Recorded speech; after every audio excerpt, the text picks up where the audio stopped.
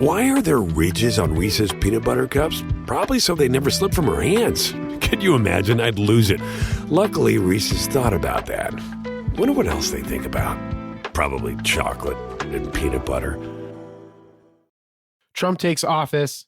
Adam teaches us how often we should post on Instagram, specifically Reels.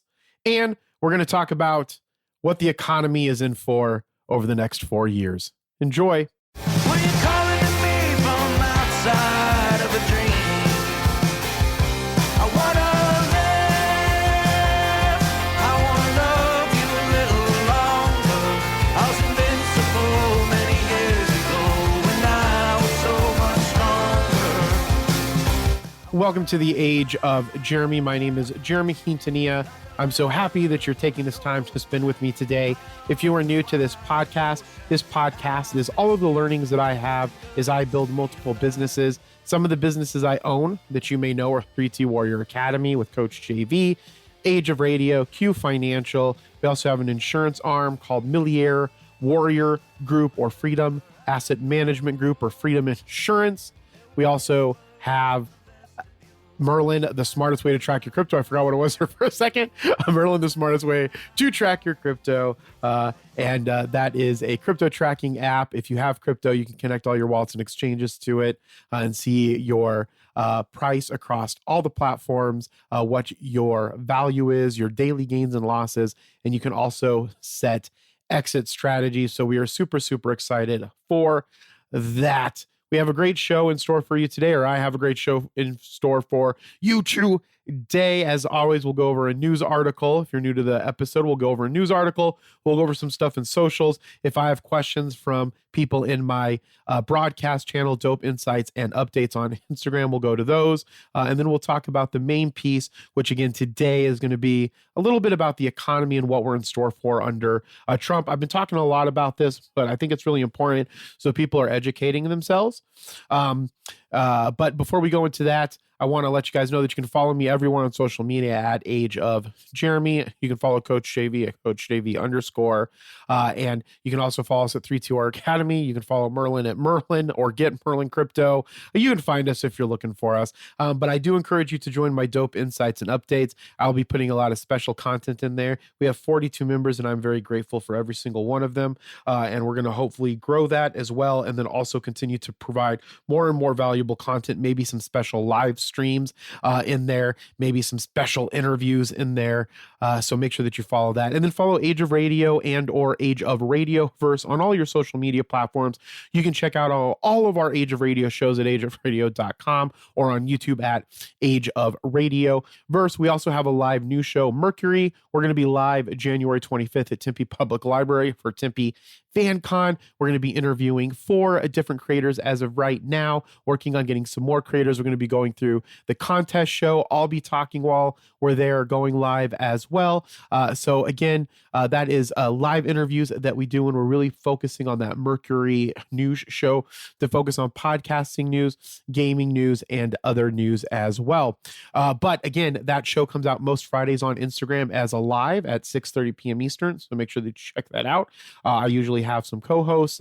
We talk about all of the news, and we're working on getting some other guests on there as well. And our podcast hosts are always allowed to come on and talk about the shows that they have going on, because yes, we do have that podcast network that I was just talking about with over 100 shows that you can check out at ageofradio.com. So make sure that you join in the community. And if you have a podcast, reach out to us at support@ageofradio.com. We're working on making it better and better every single year. We also have 2 communities that you can be a part of: our Addicted to Podcasting Facebook group and our Discord, both of which you can get to via ageofradio.com, especially the Discord up in the top right-hand corner. And I guess for Facebook, you can go to Facebook and just type in Addicted Podcasting. If you have a podcast, jump in there, share your podcast. We have a lot of stuff in store for everyone this year as well. So I'm super, super, super excited. I really wanted to yell at you. I hope that didn't hurt you. But we're going to kick this off with our news article. And the news article is from Bloomberg again. No, actually, no, today it's from Wall Street Journal. I lied to you.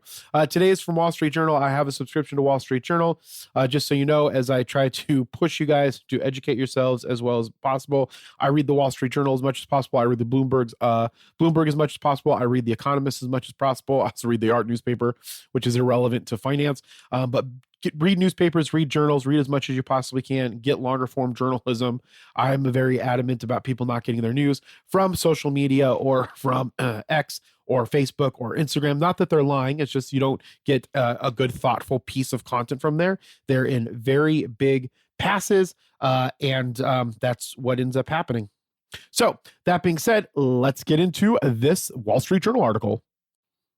All right, per WFG, World Financial Group, the insurance company. Sorry, I was reading a message from May just came in about WFG and their Las Vegas conference that they have every single year, which we will be at again this year. But I meant to say WSJ, the Wall Street Journal. As the Wall Street Journal has reported, Donald Trump has arrived at the U.S. Capitol ahead of his swearing in. And this is, again, from the day of the inauguration. I'm recording this. And so the point is, this is what I want to know. So a few things that happened yesterday, according to WSJ and the rest of the world, is minutes before Biden's term ended, former President Biden announced preemptive pardons for his siblings and their spouses. Earlier, Biden also pardoned Dr. Anthony Fauci, General Mark Milley, and members of the House committee that investigated the January 6, 2021 Capitol riot. And the reason being is because they were preemptive pardons, so that in case some kind of action goes against them, they won't be held liable for any type of vengeful action from President Trump, because President Trump tends to be a very vengeful person, I suppose. And so Biden did that before leaving office on the 19th or the 20th. Donald Trump will enact a sweeping set of executive orders after taking office. And here's a list of those specific orders. So immigration, these are day one executive orders. These are the ones that he was expected to make on the 19th. On the 20th. You're listening to this on the 21st. Immigration, Trump will sign 10 immigration-related executive orders soon after he is sworn in, including one that would move to in recognition of automatic birthright citizenship. So apparently, if that executive order goes into place, if you're born in the United States, you are no longer a citizen. So I don't really know what makes you a citizen of the United States after that. And so I encourage you to go look into it and read into it. DEI and gender identity. The new administration plans to end diversity, equity, and inclusion programs across the federal government and to institute a policy recognizing individuals' biological sex rather than their expressed gender identity. And again, I am an advocate for diversity, equity, and inclusion for the things that I am doing. Do I think that a lot of things go a little bit too far with that from a corporation standpoint? 100%. But the way that I look at it is that there's a great thing from and I don't know Denzel Washington's political views. I'm not using this reference in relation to that specifically, but there was a movie that he did, and someone asked him about, it needing to be done by a black director, or something like that. And he was the director of the movie, and he said it's about culture. And so he says this line is like, only someone who is, black or in a specific place in time because they're black can only understand certain things, like running a pick through their hair through a hot day. And so the reason why I'm bringing that up is because that's the reason why diversity, equity, and inclusion is important. People think that they have this kind of destiny that carries them, or this like will that carries them. And most of the time it's luck, and it's only based off of luck from the capacity of when they're born. So because of when they're born, where they're born, how they're born, the way that they grow up, those are the things that guide their decisions, which again is a cultural thing, a birth thing, a poverty thing, a black thing, a white thing, a Mexican thing, a Hawaiian thing. All of those things help make us better at doing different things. So if someone is looking at a candidate and they're trying to meet diversity, equity, and inclusion goals, that diversity coming into the workforce does actually make that workforce specifically better, depending on the experiences that person has. And that can be looked at as a specific skill.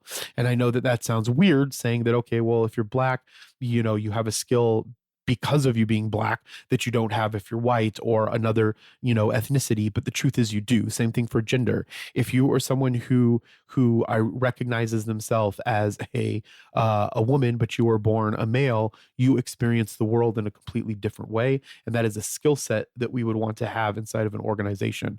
And when we combine those inside of an organization, there's tons of data backed by research at universities that you can go and look up that supports that when we have that, we make better overall decisions. Do those decisions move as fast? Of course not. As I've put in other episodes, when we have dictators or we have, someone that's reigning supreme in a business, that business can move much faster. That doesn't mean that over the longevity of the corporation or the business or the country or the state, it's going to do better. It can move faster.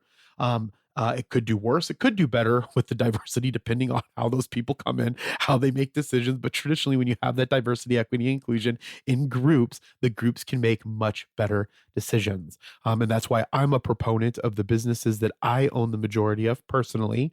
I am a proponent of creating diversity, equity, inclusion. I'm a proponent of giving ownership to all of the people that are inside of the company. I'm a proponent of asking them for their advice, giving them votes, having them all act as in managerial positions, not actually being in managerial positions. And I believe in a vertical leadership strategy. And so I think that that's, unfortunate that this is happening with that, with DEI and gender identity, but we'll see over the long run how that affects. Maybe it'll work out. Maybe it won't. I don't know. I guess only time will tell. Next up, trade. Trump will direct federal agencies to study trade policies and evaluate U.S. trade relationships with China and America's continental neighbors, but stop short of imposing new tariffs on his first day in office. So he's already backtracked on something that he promised. He's not imposing new tariffs on his first day in office. He is backtracking. But again, that's what populism does. And so that's why I don't have any, I don't find any value in Trump as a person because he doesn't have any integrity. That's just my personal opinion, but here we are. Energy. Once President Trump plans to declare a national energy emergency and action that will enable the federal government to slash permitting requirements for energy products, fast tracking power plant construction, and loosen curbs on fossil fuel exports. I am kind of in between on this. I think that we do need to move towards cleaner energy. However, I do think that we need to utilize the other energy as well. And I am a big proponent of nuclear energy. And I think that if we can get to nuclear fission, we can have a long lasting, clean energy source. And I think that we should be spending way more time trying to solve that, where we have energy that just lasts forever and doesn't go out. Is there a risk to that? Probably. Not like risk to create it, probably, but that's the risk that we need to do to take our world to the next level. And so that's one thing that I am a proponent of. And then for some reason, the other thing that he is going to do is rename the Gulf of Mexico and Mount Denali. The Gulf of Mexico will be renamed the Gulf of America, and Mount Denali will be once called again Mount McKinley. To be honest, I feel bad for the Gulf of Mexico, I suppose. I don't know enough about the Gulf of Mexico to make an assessment on that, on why it's called the Gulf of Mexico and or it should be called the Gulf of Mexico. I obviously am America, so it'd be cool to have it be called the Gulf of America. It'd be even cooler to be able to be the Gulf of, it would be the Gulf, what would be? The Gulf of Jeremy would even be more amazing. That's what we should rename it to. And Mount Jeremy. McKinley, I'm not a fan of McKinley, but there's only a few Republican presidents that I'm a fan of. And there's only a few Democrat presidents that I'm a fan of. There's only a few presidents that I'm actually overall fan of. I think power ends up fucking people. Excuse my language. Power ends up corrupting people in some capacity. All right, so those are the executive orders that are supposed to be already out by the end, by the time you hear this. That being said, I haven't been following the inauguration that closely just because I'm not look, the president doesn't decide what I'm going to do with my life, right? What I'm going to do with my life is going to be based off of the next action that I have, which may be predetermined based off of how I was born and how I was raised. But whatever it is, it's going to be new to me. So I'm going to take that step forward. I'm going to build the legacy that I want in the world that I'm looking to create, which is a world where people have opportunities, where people have help that they need, where people have financial education, no matter where they come from in life, the same financial education that fun, white, loving, jolly, playing in the field, building their financial empire, nuclear family would have. And those are the things that I really want in the world, and the spread of spirituality and Buddhism and Christ consciousness. Again, I spent a lot of time as a Christian following Christ consciousness, and certain things didn't align with me. I align way more with mysticism and with Buddhism. And the deeper I go into Buddhism, the more mysticism I find in it. And that makes me happy. But I am not opposed to people having their spirituality and pushing and utilizing that to create the world that they want, as long as they don't impose that belief system on anybody else, because I would never impose that belief system on anybody else, because I want you to find your access to your enlightenment or to your godhood or your Christ consciousness. All right. So Trump was enacting a sweeping set of executive orders that I just went over.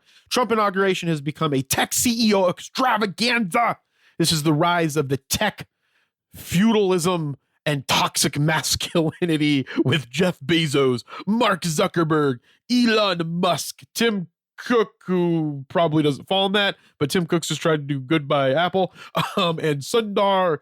I can never say Sundar. I'm so sorry. I can never say Pichai. I can never say your last name. And so those people were attending because, again, as I've mentioned, tech will do probably really, really well under a Trump administration. And I'm a proponent of all of those businesses.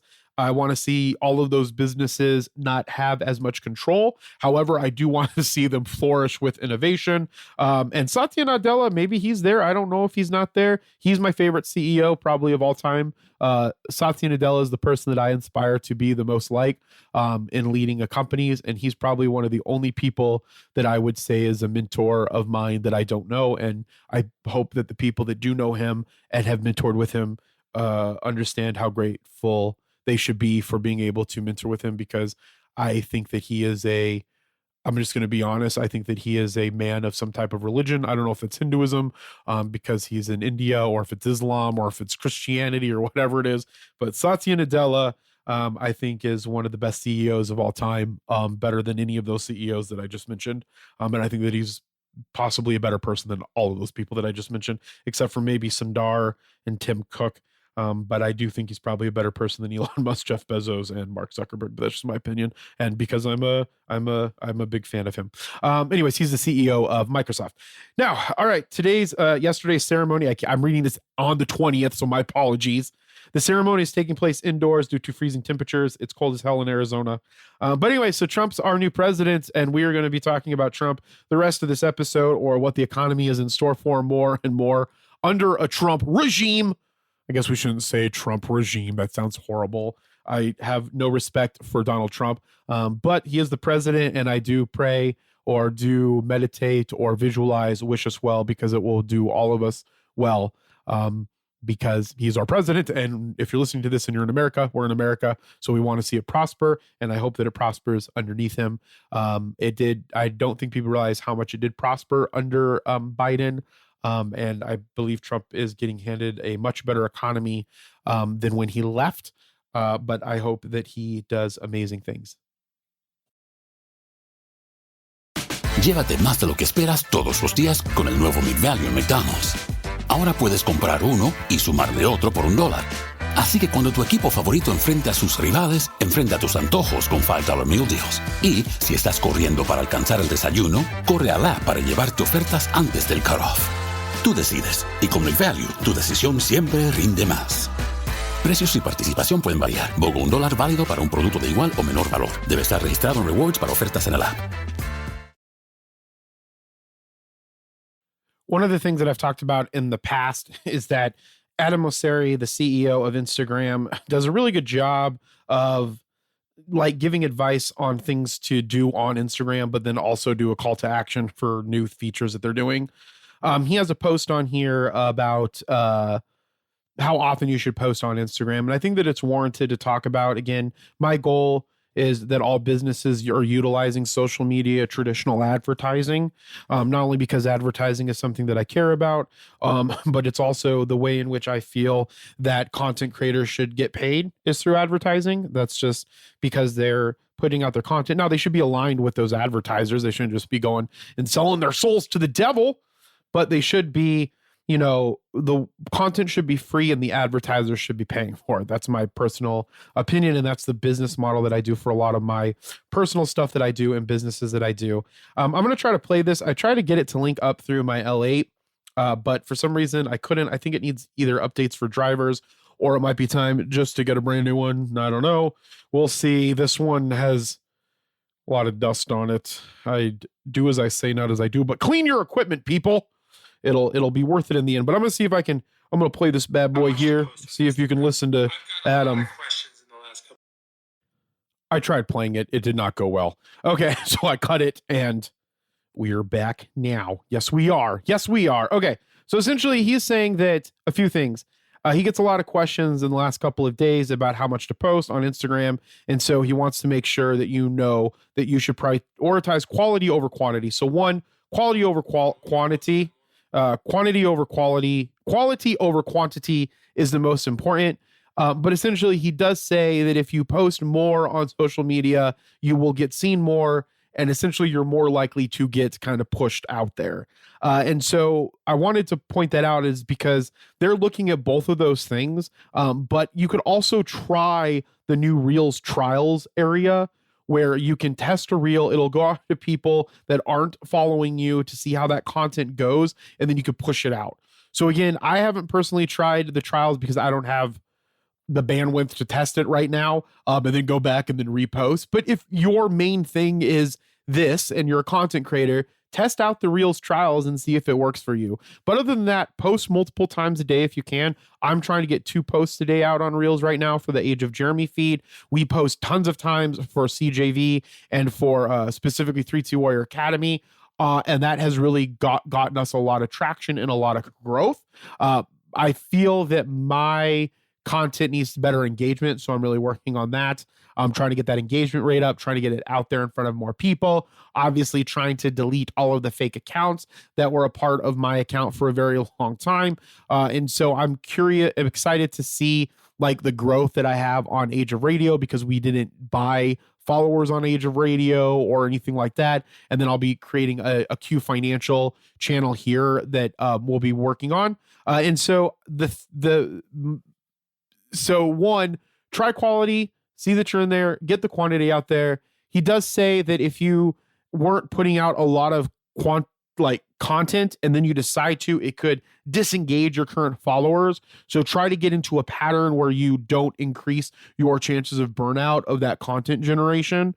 And so that's something to really think about as you're pushing content out there. And then try to have like a theme for it. So as I've mentioned in some of the other episodes, that I have like 5 main themes that I focus on throughout the week and while posting other content. And then I try to follow like repetitive of those themes. So like I need to do something. Let me see if I can pull it up here. So for example, I have Mondays spiritual, Tuesdays cryptocurrency, Wednesdays personal finance, Thursdays social media, Friday something about our business, Saturday I don't really have one, and Sunday is about books.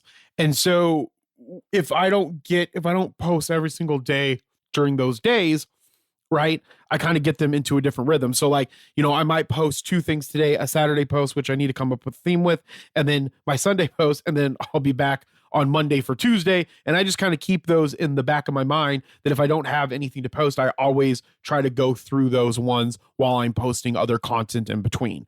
Okay. And so the goal again is to keep a track of how often you're posting and try to meet those specific goals as you're moving along in your content creation journey and in your social media journey. But again, I think that it's important to note that you got to find something that works for you, stick to it as best as you can. It's discipline and consistency over motivation. If you can stay disciplined and consistent and just keep doing it for the longest period of time, you will outdo everybody if you can, and you can then become larger and larger and larger on social media and become an influencer or a thought leader in the space, which is one of my main goals in my objectives, is be a thought leader in certain spaces, which I'll end up talking about more on some of the other content that we do on this show. And so again, what I mean by that is I do other episodes that aren't part of the main episode feed that talk more about my own like personal journey rather than my business journey and educating on business, which is what I do on these main episodes. So again, check out, follow Adam Mosseri. He gives you advice on what to do with Reels. I don't think Trey is a big fan of him. I'm not necessarily a huge fan of him personally because I don't know enough about him, but as far as the content that he puts out there, I like that he's trying to help us grow, and that means a lot. And I'm excited to see how that will continue into 2025 with all the cool stuff that Meta has, and Meta being a part of that technology group that's, I don't know, bowing down to Trump or whatever you want to say to it. I'm just messing around. Okay. So the other thing I want to mention about social media, so we'll move on from Reels, is again, TikTok. TikTok got banned in the United States on Sunday. And then on Monday it was back up. Apparently Trump has made a statement saying that he will extend that deadline once he becomes president, which a lot of people thought that he would do that. I wasn't 100%. I figured that he would do that, but I didn't know how that would play out. But it's still going to have to be sold. And I will just say this: Trump was the reason that we're trying to do a TikTok ban.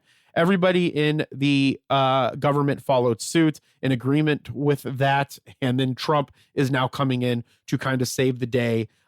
So you take with that information what you want with it. But again, I think that something should be done with TikTok because of the data. That's my personal opinion on the data that the Chinese and the way in which the Chinese propagandize us utilizing the app. Even though they say that they don't, based off of the evidence, there is evidence that kind of supports that in my opinion, but maybe, I don't know, I could be wrong. But I do want to see TikTok continue. I'm not a huge fan of TikTok's great, and I'm very grateful because it, that's where Coach JV got really big. I Coach JV _, and that's what helped fuel our business. But if you put all of your eggs into that one basket and it goes away in this case, then you're effed. So that's why I just encourage everybody to get their email lists, get their phone lists, get their addresses, and really create your own outreach to people on outside of social media. Social media has to be a part of the puzzle, but it can't be the whole puzzle. And that's what I have to say about that.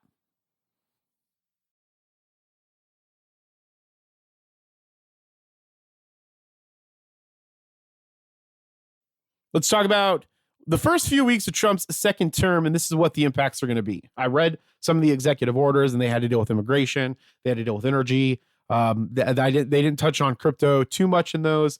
But I mean, Trump's making a killing right now with his meme coin, and I guess all of them are going to be putting out meme coins. So I don't know, do whatever you want with that.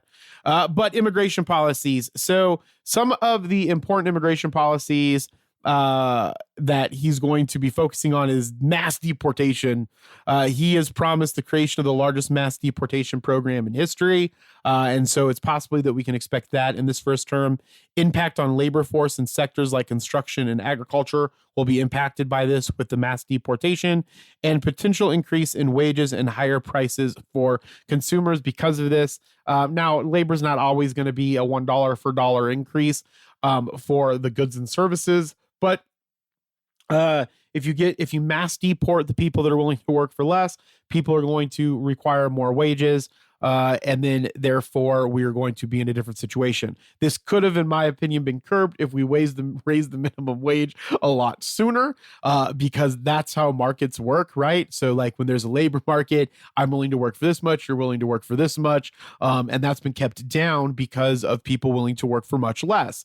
Okay. And so if you mass deport those people that are willing to work for less, then it's just going to raise that wage higher anyway. So you might as well have just made the minimum wage $15 to $18 to $20. A living wage, in my opinion, is somewhere between $18 and $22 an hour. That's realistic. And it's really not even that much money. I think me and my grandfather sat down and I think my grandfather back in the 60s or the 70s for his business was making what is equivalent now to about $300,000 a year. based off of what he was making when he was running his business back then. And so, or like what he was living in, right? What he was working with and building his family and all that stuff with, like his take home pay, I guess. And so a way to think about it. And so when we think about that, the dollar does need to, the wage needs to be a lot higher. And I'm always pushing myself for the personal things where I own the majority of the businesses to have a lot of those higher pays as much as I can, or pay people extra or pay people more to help me with certain things. Because again, I believe in that. That'll make the world better and easier for all the things that I want to accomplish in the world. If those other people that are in my circle are being successful and making money and feeling like they're prospering. But so I think that we're going to run into that kind of problem with the immigration policy. All right, let's talk about the tax policies. Extensions of the 2017 tax overhaul will probably go into effect. It's probably going to lower the corporate income tax rate to 15% from 21%. I think it should be about 25 to 30%, but again, whatever. Boost in corporate profits, potential increase in investments and job creation, which I think is beneficial. I think that the lowering of the corporate tax rate doesn't affect those things as much as people think, because most of the time that ends up going, at least for the smaller corporations, goes into the owner's pockets. And so I don't think it does as much as people think that it does. However, the increase in the investments in general probably would do that and affect the economy more than just the job creation piece of it. Again, there's concern about the federal deficit and benefits to wealthier Americans. We're going to continue to have one of the largest wealth gaps in history. If you've read The Changing World Order, when you start to see these wealth gaps and they don't get corrected and they don't get taken under control, that's when revolutions, or evolutions as I like to call them, when there's a changing of the order. And I think that both parties fight over them being owned by billionaires, but I think that both parties are owned by billionaires and corporations. I think that both of them need to take a better look in the mirror and seeing where they're getting their money from, and then not get their money from that and more focus on grassroots growth, where they're getting the money specifically from the people in the community. And that's how it should be. And it shouldn't come from PACs and it shouldn't come from corporations. But that's, again, my opinion. But we're going to see a much wider wealth gap. And I'm curious to see the data on that wealth gap as we move forward into 2025. Trade policies. There's going to be a continuous tough stance on trade, particularly with China. More tariffs and trade restrictions, protection of domestic industries, but higher prices for imported goods is something that we're going to see. But again, he hasn't locked and loaded the tariffs yet on day one. So we'll see what happens with that. We're going to see a lot of deregulation. People say we're going to see more regulation in a cryptocurrency. This is my opinion. We are going to see more focus on certain cryptocurrencies. There's going to be regulation overall on cryptocurrencies, but it's going to be deregulated. Corporations and the banks and the financial industry are going to go in and take over a lot of what's going to happen in crypto. And it's going to be very difficult to get liquidity pools and financial. Essentially, you can utilize blockchain to make your own bank, and they're going to make it very hard for you to create your own bank as an individual utilizing the technology. That's what I think is going to happen. And I think that's going to happen with the government in general taking a stance inside of it.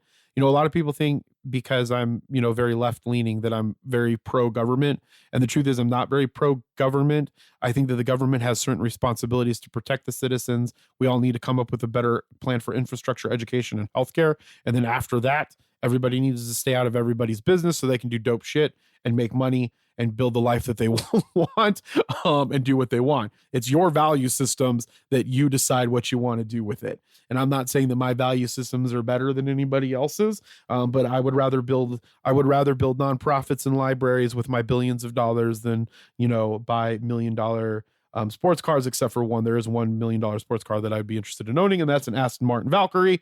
But after that, I take the Forrest Gump approach to this. There's only so much money a man needs, and the rest of it is for show.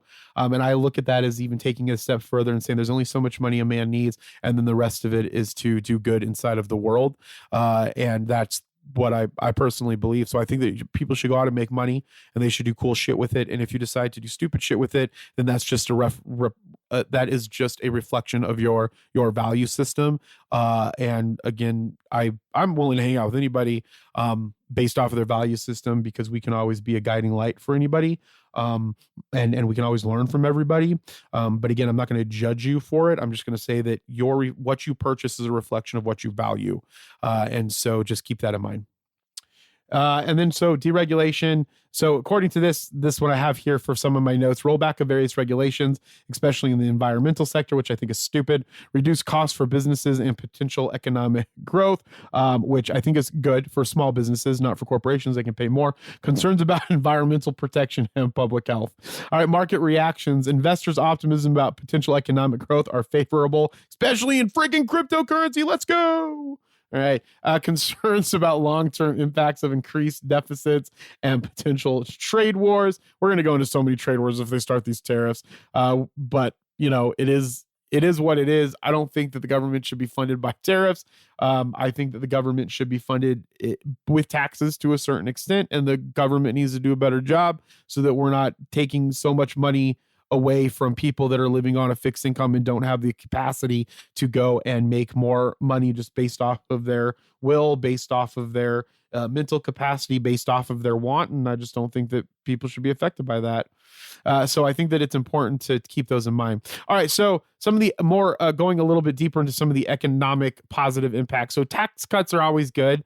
Lower corporate tax rates, which I agree with in totality, but I think that we should base that corporate tax rate on some type of income structure. Because I can go and start a C corp and I'm not a public corporation. I'm still subject to the fucking corporate tax rate, right? But a small business that's a corporation is going to be hurt more than the bigger businesses. So we should have a threshold for that, but that's just my opinion again. Lower corporate tax rates could boost corporate profits, right? That could be good, potentially leading to higher stock prices. All right, deregulation. Reduced regulation, especially in sectors like energy and finance, could lower costs for businesses and increase profitability. Again, deregulation. Infrastructure spending, which I am a huge believer in. We need better infrastructure on roads. We need futuristic roads. We need boring tunnels. We need better schooling systems. We need better trade system. Infrastructure is something that we should all be proud of and all of our money to. Arizona, I think, does this really, really well. And I'm a big believer and proponent of Arizona being the future of the union and great leaders coming out of here. That's why we need to get stronger leaders inside of Arizona to show we mean business and get those people into the House and into the Senate. Well, I mean, obviously they'll all get into the House and Senate, but get more leaders in jobs that are selected in government, like the people that are in charge of the Treasury and so forth, that aren't elected jobs that are granted from the leadership that has been voted in. And so my point is that, when we think about infrastructure here, I think in Arizona, this is what I mean by this. This is why we need to put more and more money into it. And I'm proud of the people of Arizona for willing to keep their taxes high to continue to grow our state and our infrastructure. But when people see a value in the taxes being high, they don't have a problem having more taxes being taken out of their money. It's when they don't see the value and they don't see the benefit of it, and it doesn't end up helping them or the community as a whole. Most people will end up being pro for the community as a whole when they see value in it. And so one of the things that is super important, I think, here in Arizona is getting a transit system from Tucson to the metropolitan area in Phoenix out to Flagstaff. Those are our biggest hubs. I should be able to jump on a train and get to Flagstaff very minimally. And when we can do that, we can booster this state so much. And I want to see that happen. And I'm pushing for it on X. I'm pushing for it everywhere because I believe in that. And I believe that that should be what it is. All right. So that being said, I want to make sure that infrastructure is big here. So infrastructure spending, I want to see that in the United States. We need great infrastructure. Increased infrastructure investment could benefit construction and materials companies also, which again will boost the economy. All right, negative impacts, trade policies. Trade policies are stupid. I don't think we should use tariffs. I think we should use tariffs in a capacity when we're warring. I know that when Russia, everybody, and again, I don't mean this in any type of way, but if I was in Biden's position, so I don't mean this negative to anybody who thinks this was dumb. I'm not saying that. I think that I'm going to share my opinion, and you can be mad at me or hate me if you want.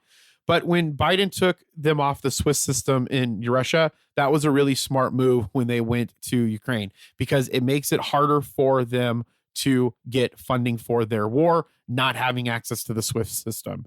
And so that is a way in which you hurt their financial infrastructure as a war technique to cripple them or to help your allies that are fighting that war. And so financial infrastructure is so important. But the point is that we utilize tariffs in the same way. That's when tariffs should be utilized. If we are in a capacity with an access power or a rival power such as China, and we need to cripple them or we need to hurt them, you utilize tariffs for that. Unfortunately, it can come back and hurt the United States in some capacity because of the increased goods. Or the other thing is just don't get the goods in there and ban it from people doing business with them. I know that's not a pro-business stance, but if we really think that we're in danger with this country, that we're going to go to war with, and we're not going to be able to make peaceful, not being able to appease each other, then you do that and you go to war with them. But again, that's my opinion. That's what everybody has a right to their own opinion. Share with me your thoughts. You can join my Dope Insights and Updates channel. You can hit me up on X at Age of Jeremy Q and be like, Jeremy, you're an idiot. I would love that. I would love to start the conversation. Okay, so again, some of the things I also want to mention is that we're going into crypto-friendly policies here. Again, I think they're going to be crypto-friendly policies that are going to help the financial infrastructure or the financial, banking, and business companies, corporations gain massive amounts of wealth through cryptocurrency. If you're in cryptocurrency, you can also make massive amounts of wealth, but it's going to hurt our ability to take blockchain technology, create our own banking systems. They are going to take control over that. And that is why I'm anti that type of, that's why I'm anti the government being involved with it. But we are going to have an opportunity to get really, really wealthy here. I'm not going to lie. Buy XRP, buy XLM, buy AVAX, buy Bitcoin, buy Ethereum, be a part of cryptocurrency. It's not going away. We're going to start using it more. As I mentioned, I went and saw the movie Craven. And in that movie, there was a Coinbase commercial and it talked about Coinbase payments. I mean, they're going to be starting a bigger push because they're going to have the backing of the chief science and technology officer, what we're calling the crypto czar. We're going to have the backing of that individual giving the advice to the president. The president's going to try to put in good regulation for that. So that's going to be very good for us. So, I mean, I try to be pragmatic in every situation, take advantage of whatever you possibly can to move you and your life and business forward. All right. Again, there's going to be lots of market volatility. Crypto markets might experience volatility due to the speculative nature. Government-backed support could stabilize it, but again, could be a lot of continued volatility in cryptocurrency, and you're going to see a running of rampant of meme coins probably. So be careful. All right, cryptocurrencies like Bitcoin could be sent as a hedge against inflation. I have a bunch of Bitcoin. I buy Bitcoin every single week. Our 3T Warrior Academy is building up a Bitcoin treasury. And so Bitcoin. This might attract more investors to protect their assets. So more banks, institutions, countries are going to go into Bitcoin. So buy Bitcoin. Regulation and adoption. Obviously, I've talked about this. Clear regulations and a supportive stance from the Trump administration could encourage institutional adoption. But with institutional adoption, the institutions take over the control and they push down the people. And cryptocurrency is really for the people and for us to create our own financial infrastructure, and they're going to take that away from us. That is what I believe is going to happen. But in the meantime, you can invest in all the stuff that they're going to invest in right now and make a ton of money. Remember, join my Instagram broadcast channel, Dope Insights and Updates, for stuff that's happening around the world and happening to me and happening to you. And again, as I always say, be thankful, grateful, and kind, and we'll talk to you next time. Bye. In your dying, honey, I'm already crying for you.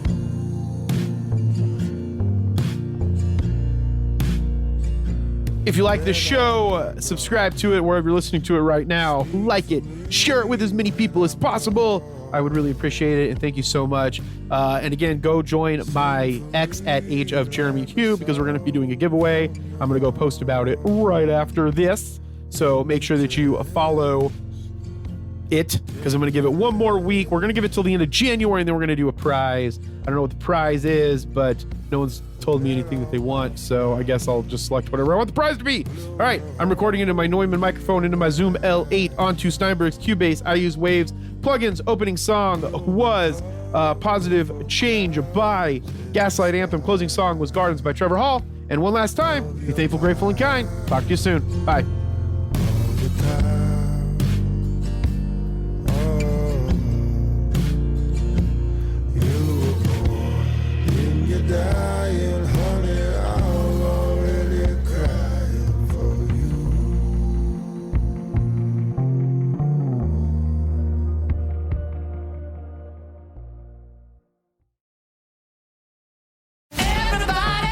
violent criminals, so they're not going to go down easy. ABC Tuesdays. Let's get this done. The Rookie is back. We have 2 new rookies starting today. Howdy. Being a cop is stressful 24/7. Every year on the job is different. And Training Day We have a serial killer at large. never ends. We need an ambulance! The Rookie. All new Tuesdays on ABC and stream on Hulu.